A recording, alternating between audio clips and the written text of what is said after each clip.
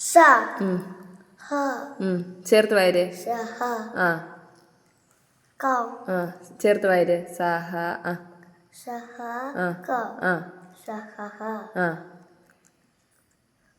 സു ല ല ല ആ ആ ആ അപ്പൊ ചേർത്ത് വായര്. സഹ ആ സഹ ആ ആ ക ആ സു രാ ര ആ രാ ആ ന ആ ചേർത്ത് വായിച്ചു കഴിഞ്ഞ അപ്പം ഓരോ അക്ഷരവും നോക്കി ചേർത്ത് വായര്. സടര സാ സ ആ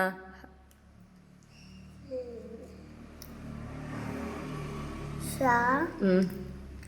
ഹ ക യ ന ആ സഹ സഹര സഹരണ സഹര ആ ആ ഇത് വായിക്കേ. സ ആ സോ പൂജ്യം വരുമ്പോ എന്താ വായിക്കും? അമ്മിന്റെ അല്ലേ പൂജ്യം വരുന്നത്. അപ്പം സം സം ഉം ക ഉം ളം ഖം ഗം ആ സം സം ഗം ആ മിടുക്കി. Very good.